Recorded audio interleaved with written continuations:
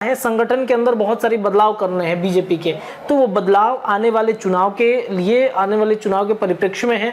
और आपको ये भी पता है कि नंबर 1 की पार्टी को बनाना है भारतीय जनता पार्टी को, खासतौर पे बिहार में। इस वजह विशेष राज्य के दर्जे पर कितना मामला गंभीर हो गया था, जदयू ने अपने मेन एजेंडे में ही रख दिया था कि विशेष राज्य का दर्जा मिलना ही चाहिए बिहार को। बार बार हमारे साथ छलावा होता है, ये अच्छा नहीं है, इस पर भी मामला गंभीर था। इसके अलावा और भी कई मुद्दे हैं, बिहार में अपराध को लेकर के भी कई मुद्दे हैं। ब्यूरोक्रेट का 40,000 है, ITI उपाचार्य का 76 है, हेडमास्टर का 6,000 है, 318 आर्टिकल्चर अफसर का है। सुप्रीम कोर्ट के फैसले पर रोक लगाने से मना कर दिया, मतलब सुप्रीम कोर्ट ने भी हाई कोर्ट के फैसले को हामी भर दी, तो इन परीक्षा समर्थन कर दिया। तो इन परीक्षाओं का देश की राजधानी नई दिल्ली है, वहाँ पर जिस तरीके से एक हब है UPSC का तैयारी करने, सिविल सर्विसेज के जो तैयारी करने वाले वहाँ पर छात्र छात्राएं रहती हैं, वहाँ पर एक हब है। और आपको पता हो जाए, आपको याद होगा कि कोटा में एक बार ऐसे ही हुआ था, 1-2 साल पहले की बात है, कोटा में अचानक से आग लग गया था, तो कई छात्र वहाँ से कूद के ऊपर से 3rd फ्लोर 4th फ्लोर से कूद के अपनी जान बचा रहे थे। उसमें कई लोग मर भी गए, कई छात्र मर भी गए। तब फिर राजधानी पटना में भी पनोरमा ग्रुप, जो सोचता है वो करता है।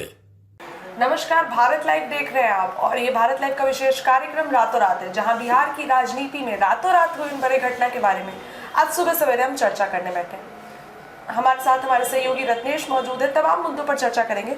रत्नेश, दिलीप जायसवाल को एक बार फिर से क्यों दिल्ली बुला लिया गया कल भव्य स्वागत के बाद? दिलीप जायसवाल को दिल्ली बुलाने का कई वजह हो सकता है, लेकिन उससे पहले आपको बता दें कि दिलीप जायसवाल के बीजेपी के प्रदेश अध्यक्ष बनाए जाने के बाद से बिहार की जो राजनीति है वो काफ़ी कुछ बदल रही है। आप देखेंगे कि न सिर्फ बीजेपी बल्कि जदयू, RLM, चिराग पासवान की पार्टी, या फिर हिंदुस्तानी अवाम मोर्चा हो, या फिर खुद अगर बातचीत करें जदयू पार्टी, ये तमाम जो पार्टियां हैं वो अपने संगठन में एक बड़ा बदलाव करने जा रही हैं। आने वाले 2025 के चुनाव में ये काफ़ी असर करने वाला है बदलाव। जदयू में जहां प्रदेश अध्यक्ष उमेश कुशवाहा हैं, उनको बदलने की बड़ी तैयारी चल रही है।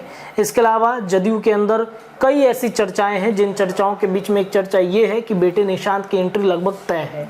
निशांत जो नीतीश कुमार के बेटे हैं, जिस तरीके से अचानक वो फ्रेम में आते हैं, ये मतलब तो सबको कर रहे होते हैं ना? मना नहीं कर रहे हैं। अब मान लीजिए जैसे नीतीश कुमार है, नीतीश कुमार क्या है, कहते हैं कि आप प्रधानमंत्री बन जाइए, कहते नहीं, प्रधानमंत्री हमको नहीं बनना है, लेकिन अंदर से तो मन है ना कि प्रधानमंत्री ही बनना है। संयोजक बन जाइए, नहीं संयोजक नहीं बनेंगे, लेकिन उनके जो प्रवक्ता हैं ये बयान देते हैं कि नीतीश कुमार बढ़िया संयोजक हैं, बढ़िया काम कर सकते हैं। वैसे ही नीतीश कुमार के बेटा है, वो कहते हैं कि हम अध्यात्म की तरफ बढ़ चुके हैं। इतने बड़े CM के बेटे हैं, क्या उनके मन में थोड़ा सा भी ये चाहत नहीं होगा कि वो कुर्सी हमें मिल जाए या फिर राजनीति में हम एंट्री करें?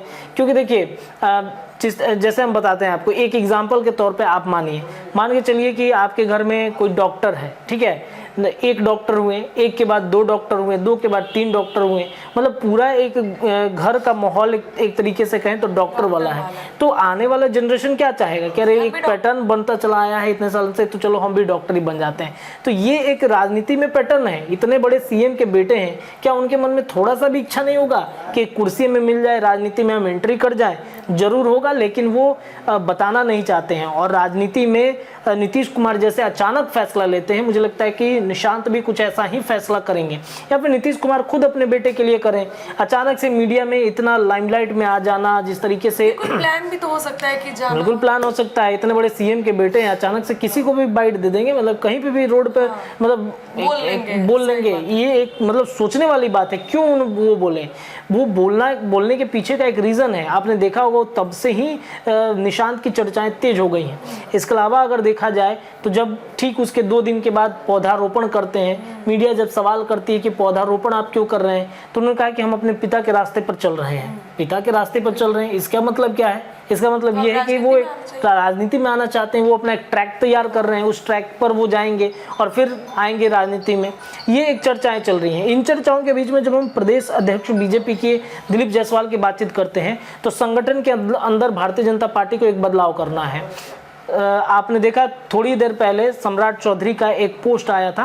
वो पोस्ट ये है कि जब उनको पद से हटाया गया है तब बड़ा इमोशनल उन्होंने एक पोस्ट लिखा है अपने सोशल मीडिया अकाउंट पर। हम चाहेंगे कि वो पोस्ट लगा दिया जाए। सम्राट चौधरी लिखते हैं कि भाजपा ने जितना मुझे दिया उतना कोई पार्टी नहीं दे सकती। ये बयान उनका है, ये कहीं ना कहीं एक भावुकता वाला बयान है। सम्राट चौधरी जिनके पिता एक बड़े मतलब बहुत बड़े राजनीतिज्ञ हैं। सम्राट चौधरी पहले आरोप लगता रहा कि मतलब आरजेडी छोड़ के वो आए हैं, आरजेडी में या फिर उस खेमे में उनको कुछ नहीं मिला, लेकिन भारतीय जनता पार्टी में आते ही सम्राट चौधरी की लॉटरी लगती चली गई। मंत्री बन गए, अध्यक्ष बन गए, डिप्टी सीएम बन गए, इतना सब कुछ मिला है भारतीय जनता पार्टी के अंदर। सम्राट चौधरी पर इतना भरोसा, खासतौर पर बीजेपी शीर्ष नेतृत्व इतना बड़ा भरोसा कर रही है, तो इसके पीछे का खास मकसद भी तो हो सकता है, इसके पीछे का रीजन भी हो सकता है। तो सम्राट चौधरी ने ये पोस्ट किया और अब क्या है, संगठन के अंदर बहुत सारी बदलाव करने हैं बीजेपी के, तो वो बदलाव आने वाले चुनाव के परिप्रेक्ष्य में है। और आपको ये भी पता है कि नंबर 1 की पार्टी को बनाना है भारतीय जनता पार्टी को, खासतौर पे बिहार में। इस वजह से दिल्ली बुलाया गया था उनको, दिल्ली में बहुत सारा टास्क दिया गया। अब जेपी नड्डा से उन्होंने गुरु मंत्र लिया है, गुरु मंत्र भी लिया है। जेपी नड्डा जिस तरीके से राजनीति करते हैं, बिहार में उनकी पकड़ मजबूत है, तो इस वजह से वो चाहते हैं कि मतलब संगठन में ऐसा बदलाव किया जाए कि अगर मान लीजिए नीतीश कुमार नहीं भी रहे तो हम अपने बीजेपी को उस पैटर्न पे जाने नहीं देंगे कि नीतीश के बिना भी हम राजनीति बिहार में कर सकते हैं। ऐसे व्यक्ति को निकालिए आप, सीएम फेस के लिए निकालिए, ऐसे व्यक्ति को ढूंढिए आप जो सीएम के लायक हो, प्रेजेंट कीजिए आप 2025 में। नीतीश मान लीजिए नवंबर में 4 राज्यों के चुनाव है, अगर 4 राज्यों के चुनाव में बीजेपी का अच्छा परफॉर्मेंस नहीं रही तो नीतीश भाग जाएंगे। तो ये टास्क दिया गया है कि आप जाइए एक ऐसे व्यक्ति को ढूंढिए। हाँ बिल्कुल, मतलब एक पैटर्न तैयार कीजिए ताकि हमें बिना नीतीश के भी राजनीति बिहार में करनी पड़ सके, नीतीश अगर भाग भी जाते हैं तो। इस वजह से मुझे लगता है कि दिलीप जायसवाल को दिल्ली में बुलाया गया था।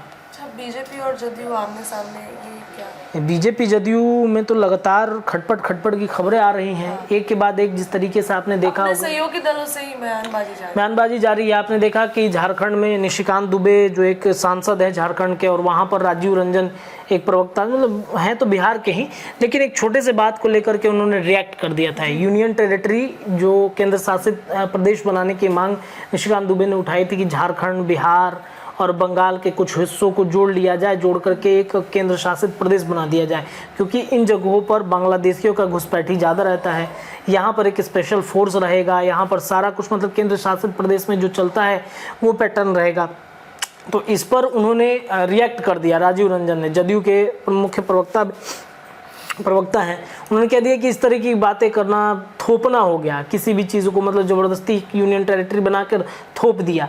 तो इस पर रिएक्ट करना ये एक बड़ा खटपट था। आपने देखा विशेष राज्य के दर्जे पर कितना मामला गंभीर हो गया था। जदयू ने अपने मेन एजेंडे में ही रख दिया था कि विशेष राज्य का दर्जा मिलना ही चाहिए बिहार को। बार बार हमारे साथ छलावा होता है, ये अच्छा नहीं है।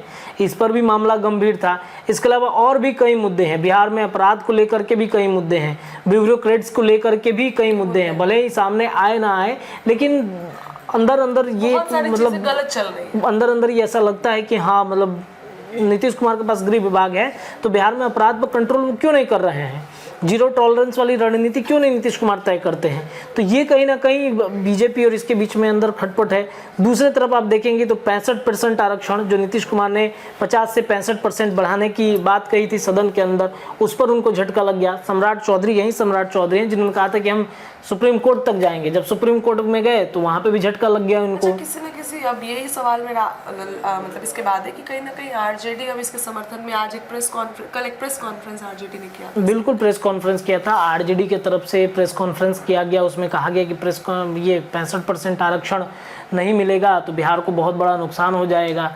अब देखें कई नीतीश कुमार भी परेशान है इसको लेकर के, जदयू भी परेशान है इसको लेकर के। इसलिए परेशान है क्योंकि रिजल्ट आने हैं, कई जो प्रतियोगिता परीक्षा हो चुके हैं उनके रिजल्ट आने हैं।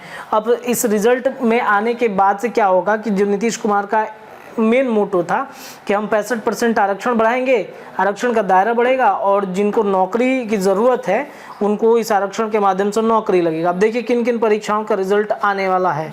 अगर बातचीत करें कि स्कूल शिक्षकों का 87,000 के करीब है, कृषि विभाग में 1,000 के करीब है, प्रधान शिक्षकों का 40,000 है, ITI उप प्राचार्य का 76 है, हेडमास्टर का 6,000 है, 318 हार्टिकल्चर अफसर का है। सुप्रीम कोर्ट के फैसले पर रोक लगाने से मना कर दिया, मतलब सुप्रीम कोर्ट ने भी हाई कोर्ट के फैसले को हामी भर दी। तो इन परीक्षाओं समर्थन कर दिया। तो इन परीक्षाओं का क्या होगा, राज्य सरकार के फैसले पर निर्भर करेगा। अब इसका जो है संभवतः इसका सुनवाई सितंबर में होगा। अब ये रिजल्ट आते तो 65% में से इस आरक्षण में से उनको मिलता और उनकी नौकरी जो है लगभग तय मानी जाती। तो ये कहीं ना कहीं नीतीश कुमार के लिए झटका है। साथ ही साथ अभी और भी चुनाव पे भी इसका असर दिखेगा और भी रोजगार की कई संभावनाएं बन रही है। नीतीश कुमार कई ऐसे विभाग है जिन विभाग में रोजगार निकालने जा रहे हैं, तो वो आरक्षण का लाभ ही नहीं मिलेगा तो क्या फायदा रोजगार निकालने का। रोजगार अगर मिलता, बहुत सारे लोगों को इन आरक्षण के फायदे से जब रोजगार मिल जाएगा तो नीतीश कुमार के पास एक हथियार हो जाएगा 2025 चुनाव लड़ने के लिए। जैसे तेजस्वी यादव आरोप लगाते रहते हैं कि नीतीश कुमार ने रोजगार नहीं दिया, तो नीतीश कुमार ने यही सोचकर मुझे लगता है कि 4 लाख के करीब बिहार में सभी विभागों को जोड़ के एक आंकड़ा निकला था। दैनिक भास्कर का एक रिपोर्ट था जिसमें ये बताया गया था कि 4 लाख के करीब अभी बिहार में वैकेंसी है अलग अलग विभागों में, और 12 लाख का टारगेट भी, 12 लाख का टारगेट भी है नीतीश कुमार के पास में। तो ये कहीं ना कहीं एक बड़ा झटका नीतीश कुमार को लगा है। एक हथियार जो उनके हाथ में था, उस हथियार को छीनने की लगातार कोशिश की जा रही है। तो इस वजह से नीतीश भी परेशान है और आरजेडी ने भी कह दिया है कि मुझे आरक्षण चाहिए ही चाहिए, 65% का आरक्षण बिहार में लागू होना ही चाहिए। हालांकि ये प्रावधान, ये प्रक्रिया बड़ा पेचीदा है। तमिलनाडु में भी ऐसा ही हुआ था, लेकिन उसकी प्रक्रिया जयललिता के द्वारा कुछ अलग तरीके से की गई थी, तब जाकर वहां पर यह आरक्षण का दायरा बढ़ा था। और एक बार फिर से बिहार में भी मुझे लगता है कि नीतीश कुमार को संभावित है, ये कहना जल्दबाजी है, उसी पैटर्न को फॉलो करना होगा, तभी जाके बिहार में आरक्षण का दायरा बढ़ सकता है। विशेष जानकारी जब हम एक्सपर्ट से चर्चा करेंगे कि क्यों नहीं बढ़ सकता है, क्यों ऐसी प्रक्रियाएं रुक गई, इस पर हम चर्चा करेंगे। लेकिन वर्तमान में जान लीजिए कि नीतीश कुमार इससे परेशान है। अब नीतीश कुमार को मोदी क्या फैसले करते हैं उस पर सब कुछ डिपेंड करता है। नीतीश कुमार अब मोदी के लिए जा रहे फैसलों पर उनका ध्यान रहेगा। तो ये सारी प्रक्रियाएं हैं। नीतीश कुमार को 65% आरक्षण पर एक बड़ा झटका कहीं ना कहीं लगा है और इस वजह से बीजेपी जदयू मतलब तकरार जो है वो आमने सामने इनका बनता हुआ दिख रहा है। अच्छा रत्नेश, दिल्ली में जो कांड हुआ उसको लेकर अब पटना प्रशासन भी काफी अलर्ट मोड पे है। किस तरीके से कोचिंग में अब जो छापेमारी हो रही है? देखिए, राजधानी दिल्ली में और देश की राजधानी नई दिल्ली है, वहाँ पर जिस तरीके से एक हब है यूपीएससी का तैयारी करने, सिविल सर्विसेज के जो तैयारी करने वाले वहाँ पर छात्र छात्राएं रहती हैं, वहाँ पर एक हब है। और आपको भी पता है, दर्शक भी अच्छे से जानते हैं कि ये कितना कंपटीशन है इस क्षेत्र में। यूपीएससी के civil service, UPSC, BPSC, UPSSC, इन तमाम जो कंपटीशन की तैयारी करने वाले छात्र छात्राएं को काफ़ी कंपटीशन है और काफ़ी मेहनत लगता है, पेशेंस चाहिए। तैयारी लंबे दिन तक चल रहा है। किसी के परिवार में आप जाके वहाँ पर जाके देखिए मुखर्जी नगर की स्थिति क्या है, छोटे से कमरे में रहते हैं, पीजी लेकर रहते हैं, परिवार की क्या स्थिति है, लेकिन उनके आंखों में एक सपना है कि मुझे यूपीएससी बीपीएससी निकालना है। आपने देखा किस तरीके से वहाँ पर जो घटना घटी। सबसे पहला तो दिल्ली अरविंद केजरीवाल लगातार केंद्र सरकार को कोसते हैं, केंद्र सरकार अरविंद केजरीवाल को कोसती है। अरे दिल्ली में सारे लोग बैठे रहते हैं, देश के प्रधानमंत्री नरेंद्र मोदी भी बैठे हुए हैं, बीजेपी के कई दिग्गज नेता बैठे हुए हैं। तो दिल्ली में तो मुझे लगता है कि सबको मिल के कम से कम देश की राजधानी नई दिल्ली को इस तरीके से चौपट होने से बचाना चाहिए। नरेंद्र मोदी या बीजेपी को ऐसा लगता है कि अरे अरविंद केजरीवाल का है, सीएम है यहाँ के, उनको छोड़ देना चाहिए। मुझे तो लगता है कि जिस तरीके से अगर कहा जाए कि सारा कुछ केंद्र के हाथों में दिल्ली की आ जानी चाहिए, वहाँ से सीएम का पूरा पैटर्न ही चेंज कर देना चाहिए, केंद्र के हाथों में रहेगा। वहाँ क्या देखिए कॉन्फ्लिक्ट क्या हो जाता है। अब मान लीजिए कि जैसे बिहार में क्या है कि अगर आरजेडी के यहाँ पे सीएम बन जाए तेजस्वी यादव, तो आरजेडी यहाँ पर अपना काम करेगी, केंद्र सरकार की तरफ से वो पैसा मिल रहा है, केंद्र सरकार भी ध्यान नहीं देगा कि हमारी सरकार यहाँ है ही नहीं तो हमें क्या ध्यान देना है। वैसे ही स्थिति दिल्ली में भी हो गया। दिल्ली में सीएम है अरविंद केजरीवाल और बीजेपी में काफ़ी द्वंद्व की स्थिति लगी रहती है। ये मुझे लगता है कि दिल्ली में कम से कम राजधानी है, वहाँ पर वो पैटर्न ही हटा देना चाहिए, केंद्र शासित प्रदेश के तमके में कहीं ना कहीं डाल देना चाहिए। सीएम का जो एक पैटर्न है ना वहाँ का, वो पैटर्न ही हटा देना चाहिए। ठीक है, तो ये कहीं ना कहीं एक कॉन्फ्लिक्ट हो जाता है। और दिल्ली में जो घटना घटी है ना, बेहद दुखद घटना है। जो तस्वीरें हम सबसे पहले तो मुझे एक तस्वीर दिखी जहाँ पर एक पानी जमने की वजह से एक बिजली का तार जो था वो पानी में डूबा था और एक छात्र को करंट लगने से उसकी मौत हो गई थी। ठीक उसके रात में, ठीक उसी रात में कई कोचिंग सेंटर ऐसे हैं, न सिर्फ राजधानी दिल्ली में, पटना में भी कई कोचिंग सेंटर ऐसे हैं ना जहाँ पे आप घुसिएगा, जाते जाते मतलब सफोकेशन होने लगेगा आपको। छोटा सा एरिया होता है, इधर तार-वार, बिजली। बहुत बहुत बहुत बुरी स्थिति है। भिखना पहाड़ी और मुसल्लमपुर हाट, इन तमाम क्षेत्रों में आप चले जाइए तो छोटे छोटे जगहों में वहाँ पर लाइब्रेरी बना बना के बच्चों को दिया जाए। एसी लगे हैं, पंखे लगे हैं, सब कुछ लगे हैं, लेकिन जगह नहीं है। इतना ही नहीं, कई ऐसे बड़े बड़े कोचिंग संस्थान में है, मुसल्लमपुर हाट, भिखना पहाड़ी, इसके अलावा बोरिंग रोड के कई ऐसे क्षेत्र हैं जहाँ पर आप जाइएगा, गली गली में कोचिंग है, लेकिन व्यवस्था नहीं है। ये देखिए, इसमें प्रशासन की भी बड़ी लापरवाही है। प्रशासन की कब आंखें खुलती हैं? जब कोई बड़ा घटना हो जाए। आपको याद होगा कि कोटा में एक बार ऐसे ही हुआ था, 1-2 साल पहले की बात है। कोटा में अचानक से आग लग गया था, तो कई छात्र वहां से कूद के ऊपर से 3rd फ्लोर 4th फ्लोर से कूद के अपनी जान बचा रहे थे। उसमें कई लोग मर भी गए, कई छात्र मर भी गए। तब फिर राजधानी पटना में भी इसी तरीके का पैटर्न देखने को मिला।